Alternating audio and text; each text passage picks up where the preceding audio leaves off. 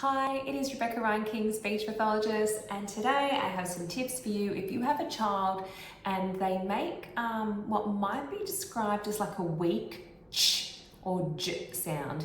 And when I say weak, that might be describing that the air, we haven't like built up that air pressure and released it. It might come out a little bit softer, so it might sound like ch, j. It just doesn't have that loud force, that exploding air that comes out. So these are my favorite tips, my favorite gestures, my favorite things to say when I hear that a child's ch and j is just needing a little bit more force. So firstly, I like to use gestures. So I like to use my hands a lot. If you think about speech sounds and how we teach speech, we are usually relying on children to look at a visual or to hear us. But I find that if you pair a gesture with these, you can really show the child and they can see the sound versus just relying on hearing it or looking at a static picture. And I do love this. I love these images because it shows the lip shape and the air force. But sometimes I feel like my kids benefit a lot when they see my gestures. So my favorite ones are the punching sound, and so we'll have our hands in a fist and we'll punch out the sound really fast and quick. So it will be ch. And I find that if I pair my gesture with my model, it really emphasizes that loud air force needed. A bonus, if the child copies you and theirs doesn't sound like it has as much force as yours, you can also use that gesture to show the child what you heard. So it might be like, oh, that sounded like shh. Do you think you can put more force into it and like punch that sound out of your mouth or make it louder? Another cue that I like to use is the exploding sound, because sometimes I might discuss with children how this sound, like it builds up and up and up in our mouth and then it just explodes out or it forces out of our mouth. So I like to use like exploding hands like this. So we might say ch like that. Again, I'm matching the intensity of my gestures with the sound and I can give that feedback. Oh, yours sounded like ch. Do you think you can make it sound louder or faster or make it come out more explosiveness? That's not a word. More exploding-y. We've got to find the right word for that. So that's what I like for ch. Now here's some things for the j sound.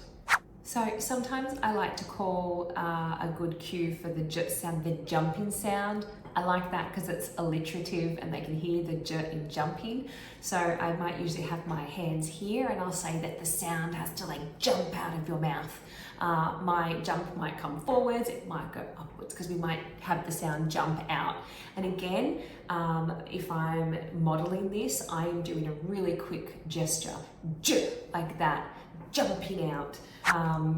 Another cue that I like to use is the drilling sound. So we might get our hands like this, like a drill, and we might talk about, you know, when you're drilling nails, you've got to go fast, you've got to get that drill working. So we might do like that, and I might pair it with something that is a little bit more novel.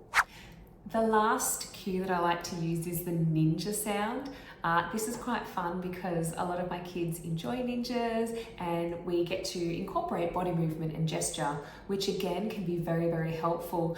Another thing I'll say about incorporating gestures is that this can also allow a child to self-cue. So they might be able to self-cue by using the gesture that best helps them.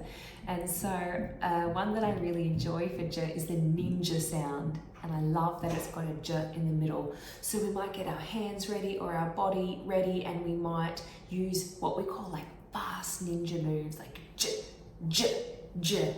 And if the child is making that weak or that really soft sound and they're not building up enough air pressure, again, I'm modeling what that looks like. Oh, that looked like you said j.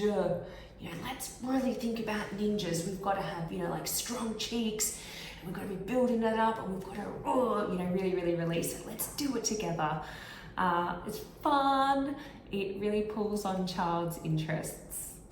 So I hope that has given you a couple of new ideas on how you can incorporate some gestures, some body movements to hopefully help cue those weaker sounding CH and J sounds. For more ideas, we do have a lot of other gestural cues and metaphors, which combine together very, very neatly in our Ch and J handbook. So go and check them out if the ones that I've mentioned today just aren't clicking with your student.